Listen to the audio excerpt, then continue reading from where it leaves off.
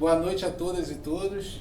É uma grande alegria que hoje aqui na Rede Violões recebemos Jorge Melo e Celso Faria num recital de lançamento do livro de José Augusto de Freitas, 10 obras para violão. E estamos também em transmissão ao vivo, né? Todos que estão interessados aqui em boa música, excelente música e também sobre história do violão brasileiro. A gente está aqui com um prato cheio, riquíssimo aqui, bem saboroso. Agora eu vou deixar aqui com vocês a parte principal da nossa música e história. Muito obrigado. Obrigado pelo espaço, a todos os presentes e a todos que estão nos assistindo de maneira virtual. Esse violão foi construído pelo Max, é o primeiro violão dele, e quando eu cheguei ele me falou: olha, eu tenho um violão aqui que eu acho que você vai gostar. Eu gostei e vou fazer a apresentação desse violão. Nas músicas, na música antiga, na música barroca, nas suítes, eles sempre começam com um prelúdio. Sim. Não é isso? Exatamente. Então vamos ouvir um prelúdio do José Augusto? Ótimo. Vamos lá. Grande pedida. Vamos lá. Prelúdio em Sol menor de José Augusto de Freitas.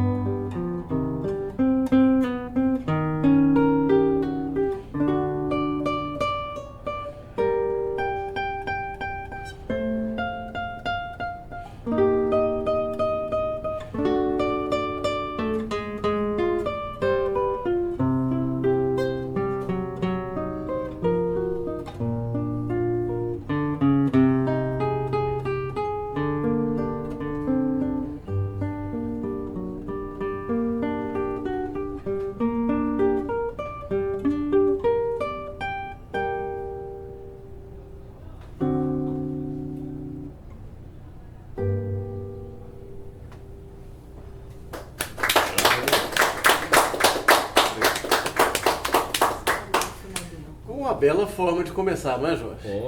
E uma página belíssima, né, da obra do José Augusto de Freitas, grande, maravilhoso compositor. E que sofisticação, não é? Muito.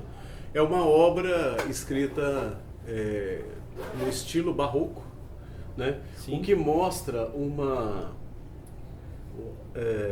diferença do José Augusto para outros compositores da época dele. Sim. Que geralmente eles compunham em cima de gêneros populares. Sim. Né? Choros, valsas. E o José Augusto ele foi além, não foi? Foi, exatamente. Essa peça é a demonstração cabal disso. Uhum. Se comparado com os violonistas no Brasil na época, Uhum. né? Uhum. Sem dúvida, esse é um grande diferencial. Exato. Ô Jorge, agora conta pra gente, quem que é o José Augusto de Freitas? Olha, você me deixa numa situação até constrangedora. Estou diante da família, dos filhos dele. Não é? Sim. Mas José Augusto de Freitas, o título, aqui está o livro falando sobre a vida dele, e o outro aqui falando sobre a obra dele. José Augusto de Freitas, 10 obras originais para violão. Bom, tudo começou com um telefonema do meu amigo Celso Faria, perguntando se eu poderia falar sobre o José Augusto de Freitas num programa dele, no canal do YouTube, O Charme do Violão Mineiro. Na época, ele não tinha contato com a família do José Augusto de Freitas. E a única referência sobre o José Augusto era um verbete que eu havia escrito para o acervo do violão brasileiro. Uhum. E uma gravação do Dilermando Reis também. Da valsa Soluços. Né? Sim. Então, eram as duas referências. Celso me contactou e nós começamos a conversar. Eu que havia escrito o verbete, né, no acervo, me debrucei sobre a vida do José Augusto e me aprofundei, né? Encontrei várias outras coisas que iam além do que eu havia escrito. E chegou a hora do programa, né? Nós fizemos e o programa teve uma boa repercussão. Uma grande repercussão. Verdade.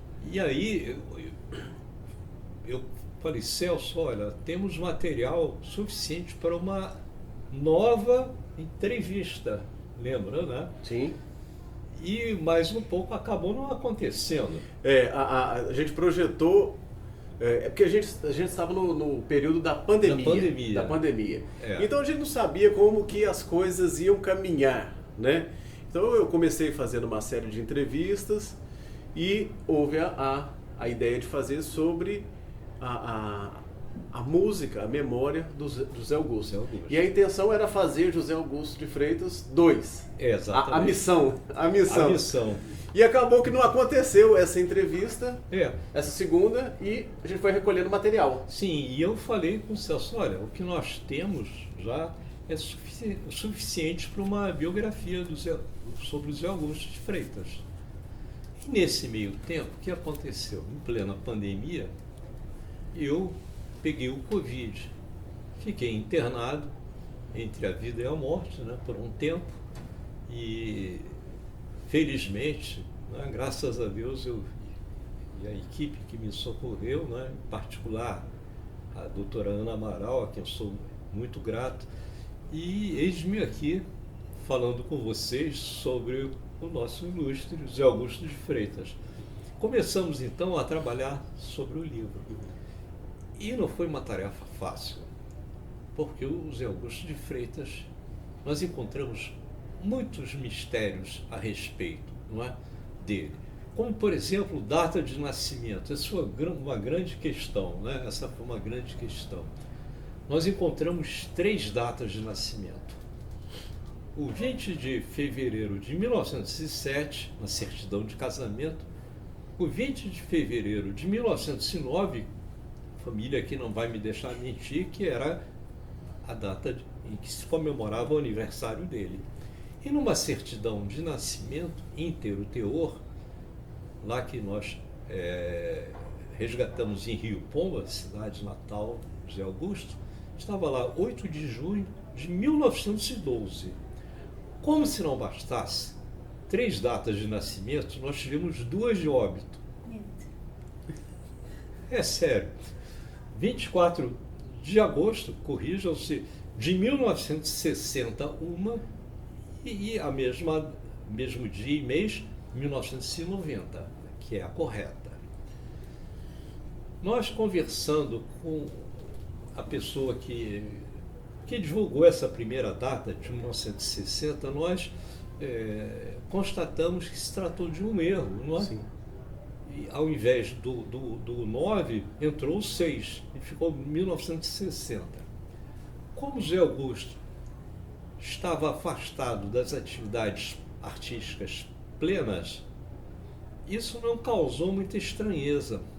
Tanto é que isso foi replicado inúmeras vezes, não é, Celso? Em vários países, várias pessoas, a gente chegou a detectar, por exemplo, pessoas no Canadá que tocavam uma música do Zé Augusto, colocavam lá que ele havia falecido em 1960.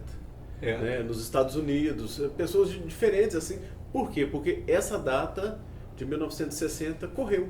Ela correu. E não havia contestação, porque, como eu disse há pouco, ele estava afastado, né, da atividade artística plena. Ele continuou dando aulas de violão, de acordeon, compondo, mas em âmbito restrito.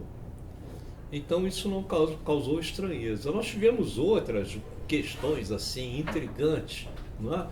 Mas isso a gente vai falando ao longo da conversa. Agora, eu comentei com você que além do verbete que você escreveu sobre o Zé Augusto, o Dilermando gravou uma música dele. Soluços. Soluços é a música mais famosa do Zé Augusto, não é? Sim. Ela é uma valsa escrita com o ambiente de uma seresta, né? Eu acho que vale a pena a gente ouvir as Soluços, não? Claro, só um adendo. Ela foi uma das primeiras composições dele, divulgadas. Sim. Então, Soluços é uma das primeiras... É uma marca da carreira dele. Uma marca da carreira dele. Então, vamos lá.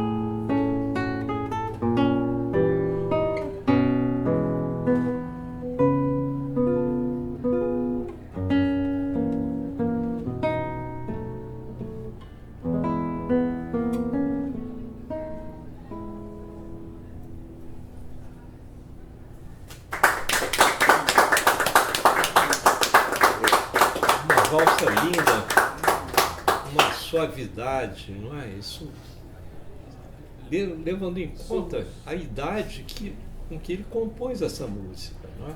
Antes dos 20 anos, né? Antes dos 20 Antes anos, dos olha 20 a anos. maturidade dele, a sensibilidade, né? E a inspiração, que é uma valsa assim, tanto é que ela foi gravada pelo Dilermando e teve uma grande repercussão na época que foi gravada.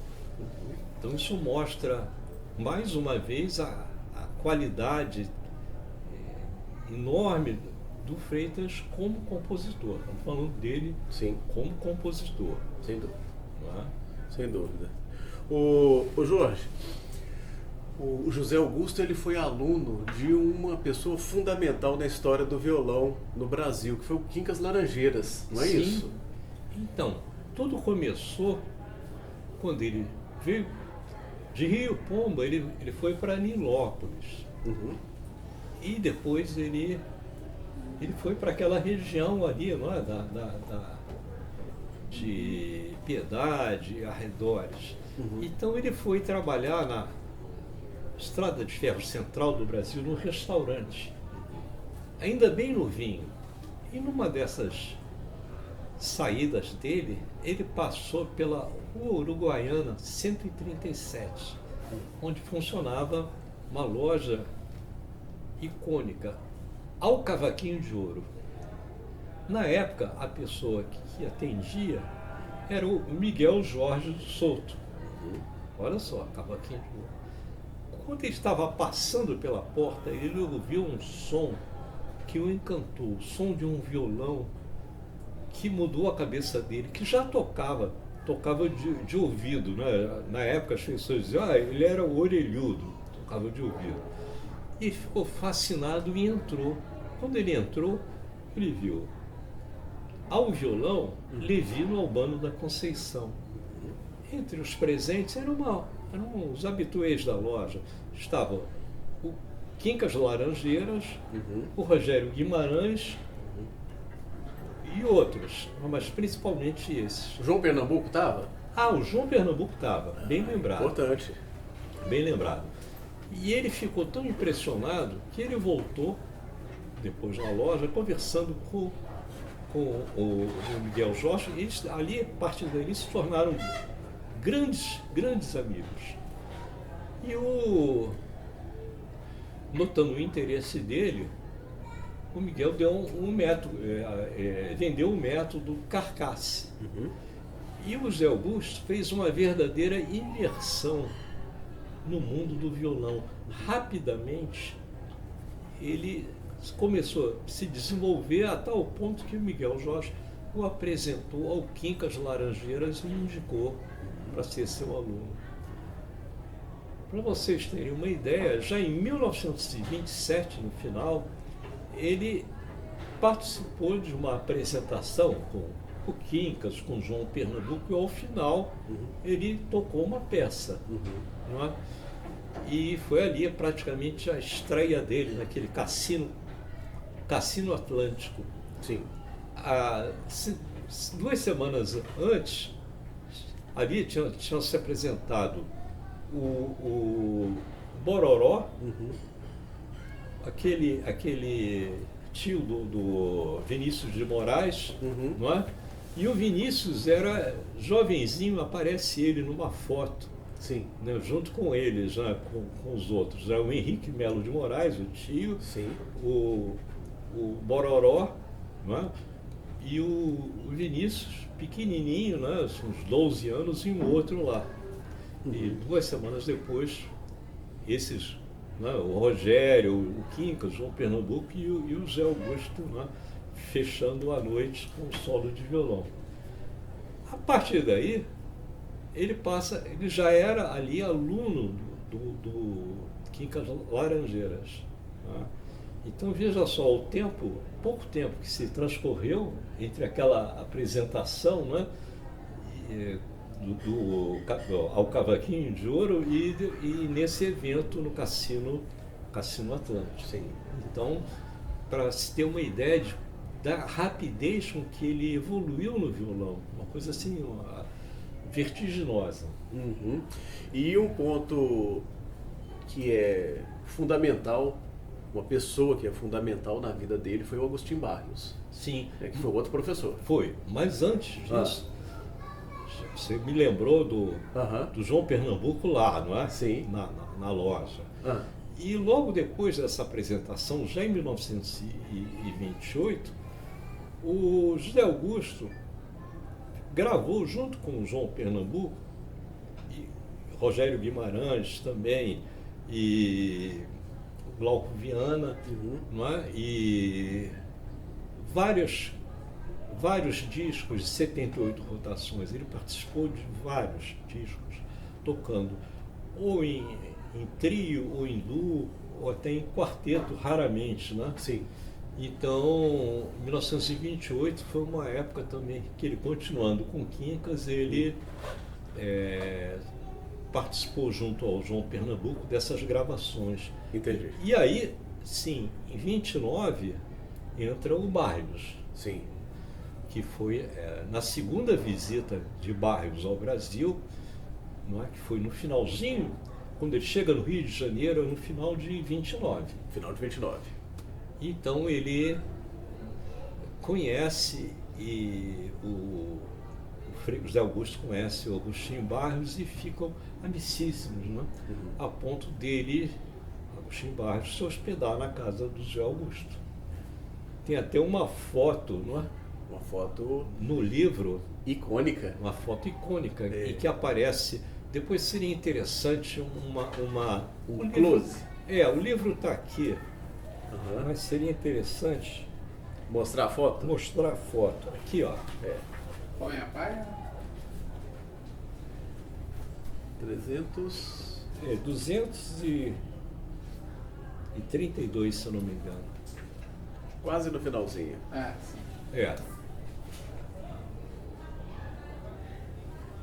É uma foto do Agostinho Barrios com o José Augusto de Freitas. Na casa do Zé Augusto. E é uma foto que eu estava conversando com o Max. Essa foto foi tirada em dia 11 de maio de 1930, não é isso, Max? Essa foto tem 95 anos. Sim. 95 Olha. anos. Bom, já que a gente falou do João Pernambuco, o João Pernambuco ele é fundamental na história da música brasileira, mas mais especificamente na história do violão. E esse momento da década de 1920 é um momento onde as composições para violão, elas começam a tomar forma. O que é um choro para violão? Porque um choro para violão, ele é diferente de um choro para flauta.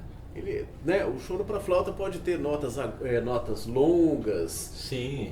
A linguagem do violão, ela vai favorecer um outro tipo de escrita. Então é justamente nesse momento onde o Villa-Lobos escreve músicas, onde o Pernambuco escreve e onde o Freitas escreve também. Exatamente. E ele tem um choro muito bonito, um choro muito elegante, que chama-se Lamentos d'Alma. Ótima ocasião para ouvirmos. Vamos lá? Vamos lá.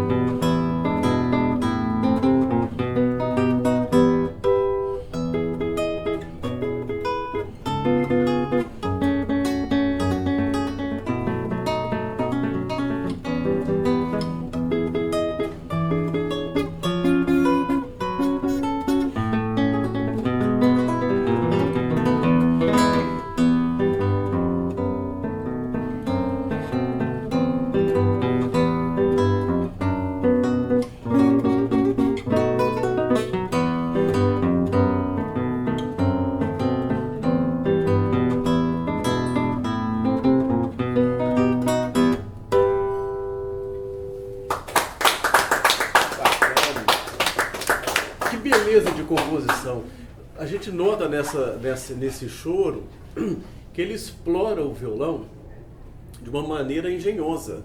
O instrumento soa plenamente. Exatamente. E bem brasileiro, né? Bem brasileiro.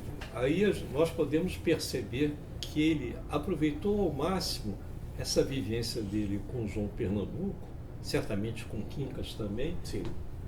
e elaborou de tal forma que ele consegue revelar a personalidade própria dele.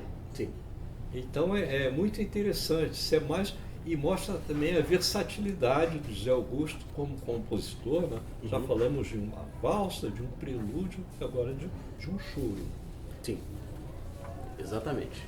Agora, então a partir de 1930, depois da presença do Barrios, ele vai fazer uma carreira sem precedentes na história do violão no Brasil, não vai? Sim.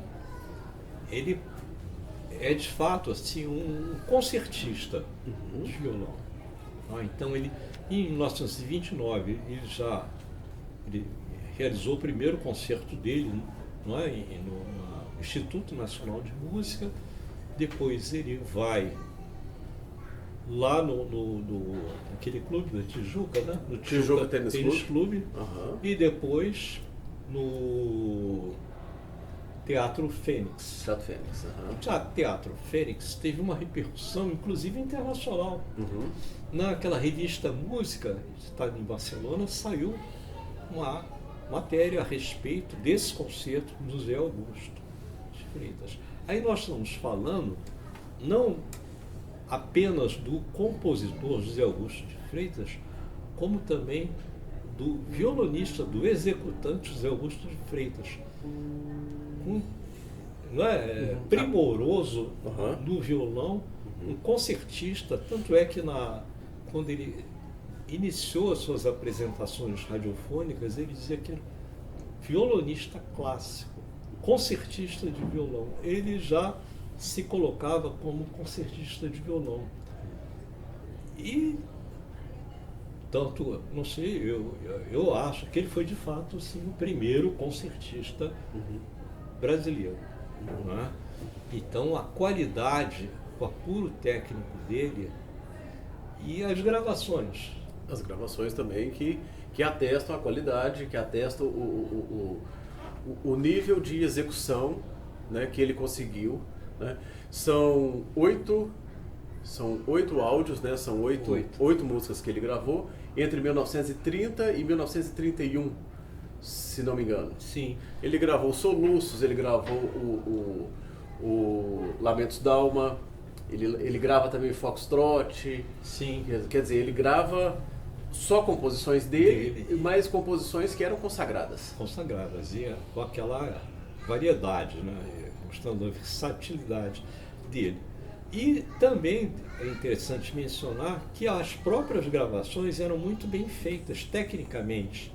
Então, realçavam em muito o apuro técnico dele. Então, foi algo assim que teve uma grande repercussão. Isso, vários jornais ressaltavam isso. Ô Jorge, mas um pouco depois, ou mais ou menos nessa época, ele vai agir como protagonista em rádio também. Sim. Não é isso? Na Rádio Cajuti. Antes ele já havia tocado na Rádio Sociedade Rio de Janeiro, mas a grande rádio, em termos de divulgação, não era uma emissora de grande porte, mas era uma emissora que divulgava muito a obra dele. Né? Fazia parte dessa emissora o Paulo Bevilacqua, que foi uma figura muito importante na vida dele, na produção de programas e tal. E Cajuti é Tijuca ao contrário, as sílabas, né? Se você pega Cajuti e inverte as sílabas, é Tijuca, né? E essa emissora era associada ao Tijuca Tênis Clube.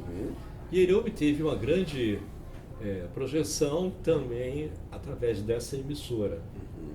Além dela, ele também trabalhou na transmissora, na Rádio Transmissora. Na Sociedade. Rádio Sociedade, na Rádio Ipanema. Sim. Também.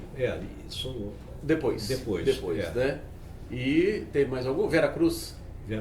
Mas teve, também. Nessa época, logo após esses concertos, teve um fato interessantíssimo.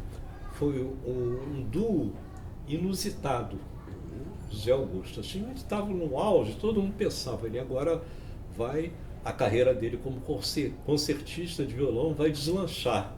E eis, o que acontece? Ele forma um duo com Henrique Brito. Sim. Henrique Brito, tempos atrás, essa época foi em 1933. Sim. O Henrique foi daquele bando dos Tangarás, junto com o Almirante, com o Royal Rosa, com quem ele fez. Ele tem 2 músicas em parceria com o Royal Rosa. Lá por volta de 1931, o Henrique Brito, que era muito chegado a aventuras, ele se aventura numa viagem aos Estados Unidos. Tinha aqueles jogos pan-americanos e o maestro Romeu Silva tinha uma orquestra que se apresentava a bordo do navio e o nosso amigo Henrique Brito foi nessa viagem como violonista. Fato interessante é quando a delegação retorna e a orquestra junto, a delegação, eles deram falta de uma pessoa, Henrique Brito.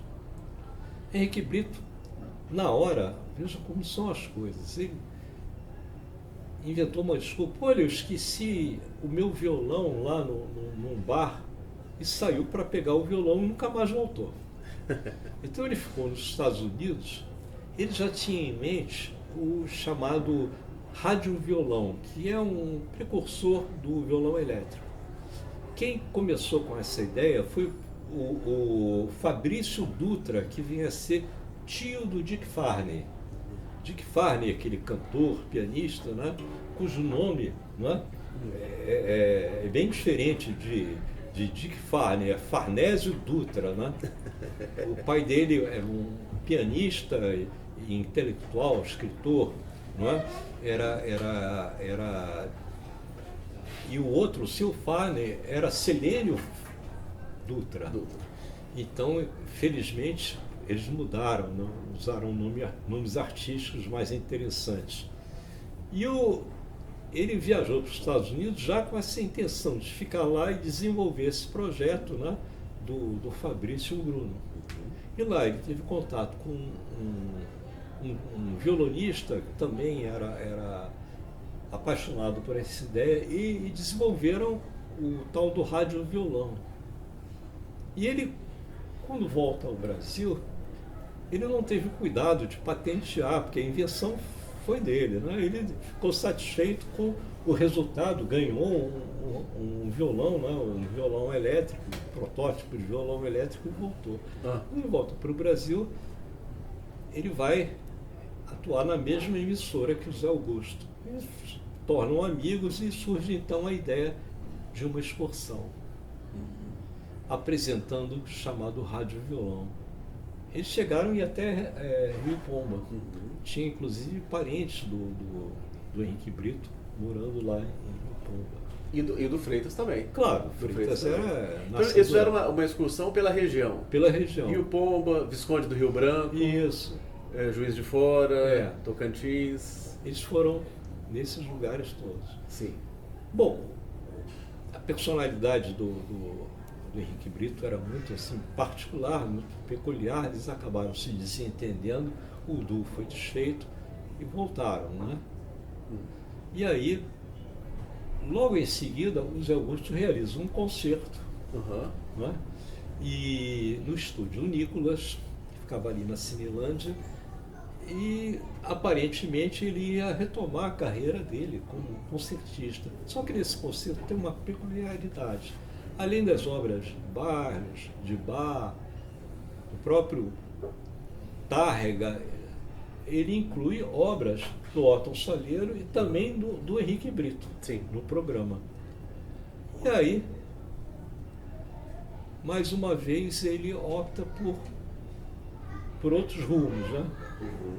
Entendi. Vamos ouvir mais uma? Por favor. Eu vou para essa aqui tem que fazer uma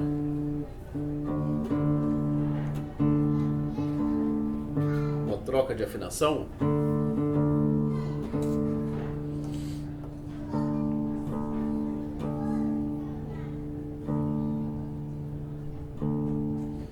Lembrando mais uma vez que nós estamos aqui na Ritio Violões, na Barra da Tijuca, fazendo um lançamento importante para a memória do violão brasileiro, também, obviamente, né, para a memória do José Augusto. Nós estamos fazendo o lançamento do álbum de partituras com 10 músicas do José Augusto de Freitas, o que ajuda muito a difundir as músicas, porque se esse material não é encontrado em lugar nenhum, ele não pode ser tocado, é óbvio, né? Mas isso faz parte do resgate, né? Faz parte desse trabalho todo. Vamos lá então. Dança árabe.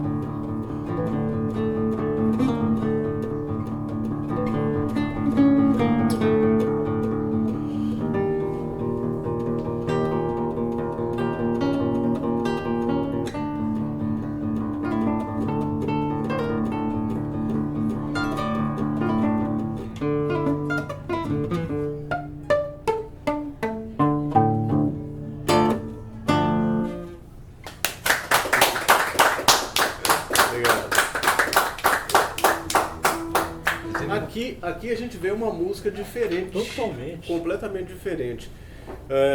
Porque a gente, né, retoma um tema já falado antes. O José Augusto, ele é um compositor versátil. Talvez um pouco mais versátil do que aqueles seus colegas. Ele compunha obras do gênero brasileiro, popular, urbano.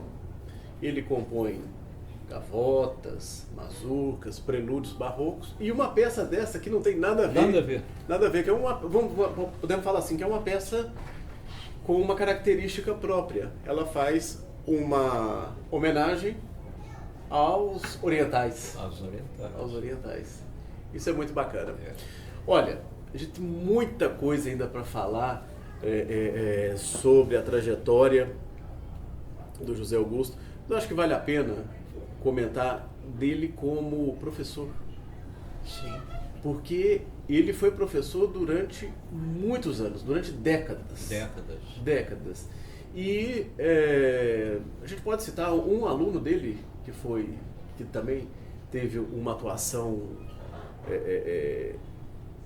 de interesse, de importância no violão. Silvio Serpa. O Silvio Serpa. E o Jodacil Damasceno. O Jodacil Damasceno, que foi depois, não é? E foi depois. Então, o Jodacil, ele começou, né, Uhum.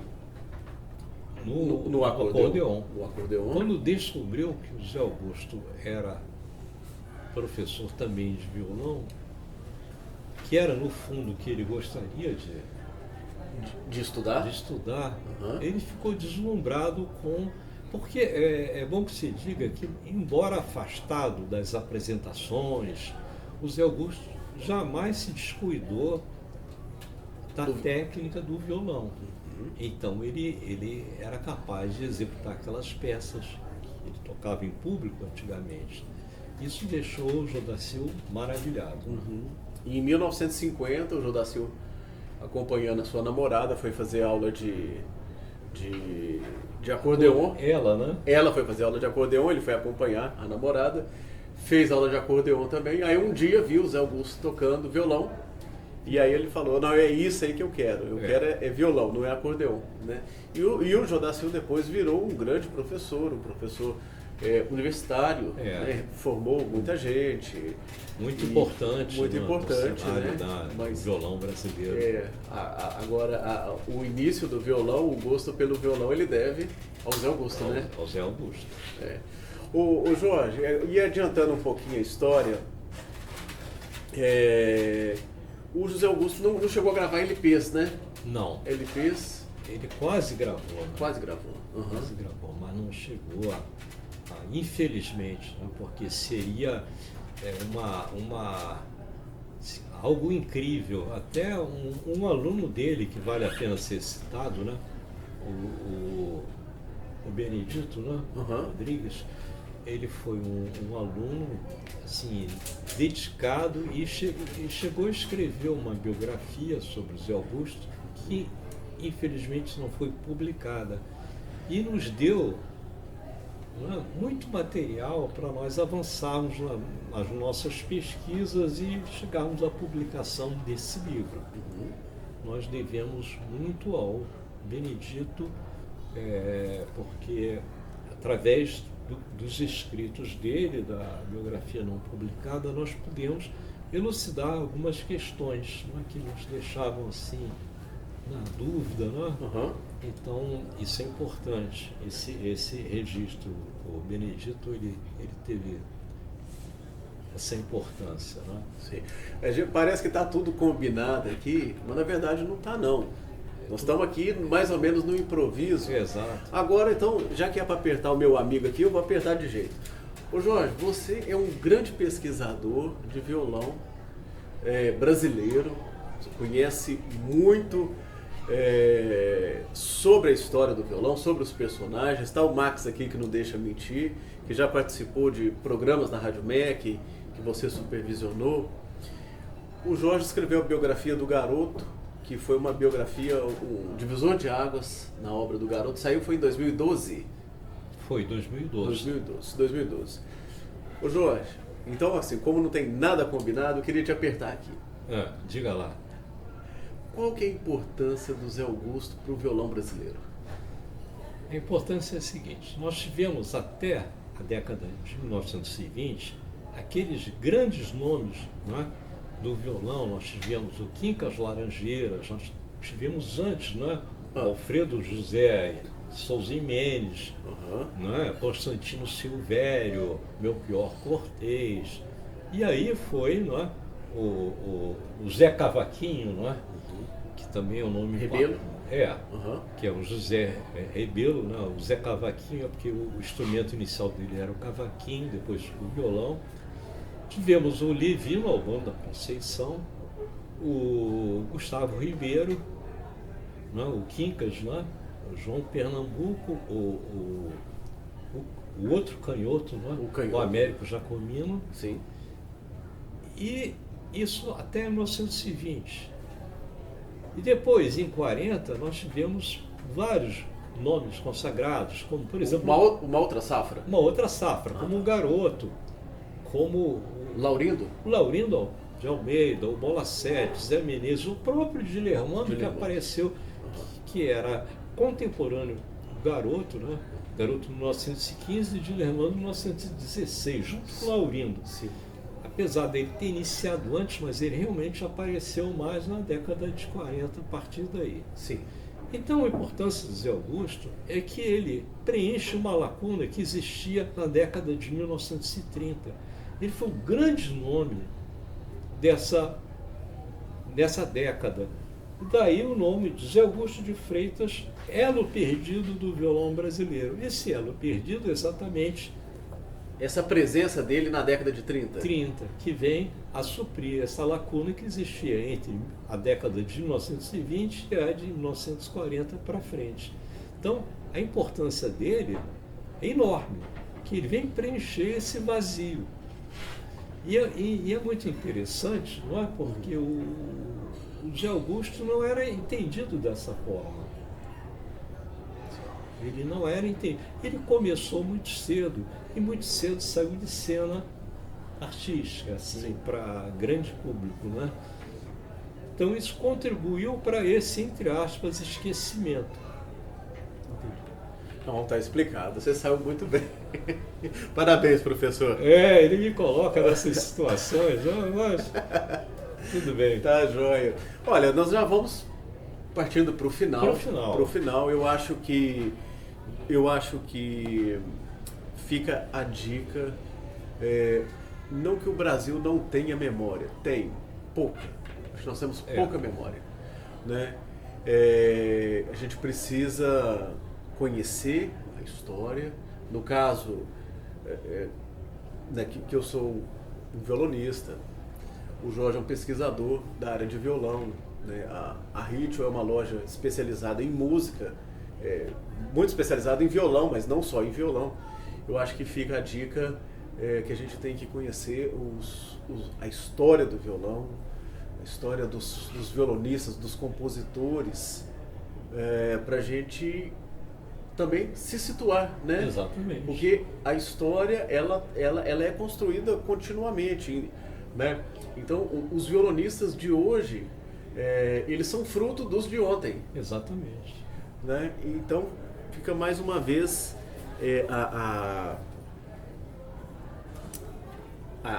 a dica aí, olha só.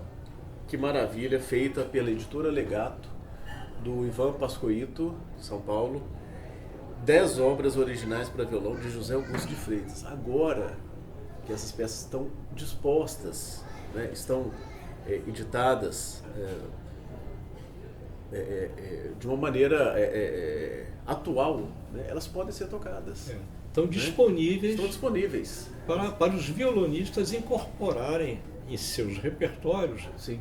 a obra que é magnífica do José Augusto de Freitas. Exatamente. Então aqui a gente tem, por exemplo, o Allegro Sinfônico, o Choro Cachorro Quente, a Dança Árabe, Eurídice, que é uma mazurca, a Fantasia em Trêmulo, a Gavota, Lamentos d'Alma, o Prelúdio, Saudade e Soluços. Além de 2 peças bônus, a Seresta número 3, do Silvio Serpa Costa, e Prantos, do Edmar Fenício. E além do caderno de partituras, também a biografia que o Jorge vai mostrar, a biografia do José Augusto, né? José Augusto de Freitas, elo perdido do violão brasileiro. Vale a pena conhecer a história desse grande brasileiro, desse grande violonista. Sim. Né? E o Jorge, você tem uma novidade, né? A gente vai sair um pouquinho do tema do Zé Augusto, mas eu acho que vale a pena essa novidade sua. Falando em resgates históricos, tem aqui um registro de uma pioneira do violão brasileiro, vinha a ser Maria Norberta Romero, que é também editado pela Legato, não é? Nossos agradecimentos ao Ivan. Ao Ivan, né, Pascoito, por essa parceria. E Maria Norberta Romero foi uma pioneira, e tem aqui algumas peças, 6 peças para violão e canto e para violão solo, que foram publicadas em jornais de época, para vocês terem uma ideia, em 1904. Muito antigo. Numa época em que o violão tocado por homens era muito mal visto. Sim. Imagine por uma mulher. Né? E Maria Norberta, ela... E ela publicou ainda por cima. Ela publicou. Teve uma vida curta, viveu 33 anos. Não é? Ela, por circunstâncias assim, várias, ela se apresentava em âmbito restrito. Ela não teve aquela projeção que, por exemplo, o Zé Augusto teve. Sim. Não é? Então, mas mesmo assim é uma importância grande, é um nome praticamente desconhecido e é um registro. Né? Tem aqui as partituras e um resumo biográfico dela. Muito importante, pertinente. Então vamos ouvir a última peça do Zé Augusto? Sim, né? Mas não sem antes mencionar a presença aqui sim. dos filhos do Zé Augusto. Né? Uhum. Temos aqui José Aniceto, Samira e Valesca. E seria interessante, caso vocês desejem, né, falar alguma coisa da contato, da vivência de vocês com o vosso pai. Né? Porque por mais que nós tenhamos nos debruçado sobre a vida do Zé Augusto, creio que ninguém melhor do que vocês, filhos, para falar alguma coisa, mas vocês se sintam à vontade, não sintam pressionados, na obrigação de nada, que seja espontâneo, como nós estamos aqui, não foi nada combinado, né? Verdade. Falar uma coisa, Valesca? Só uma gratidão, né? Por tudo, por todo o trabalho, né, que vocês fizeram, né? Se quiserem falar alguma coisa, alguma curiosidade sobre o pai de vocês, se fiquem à vontade. Né?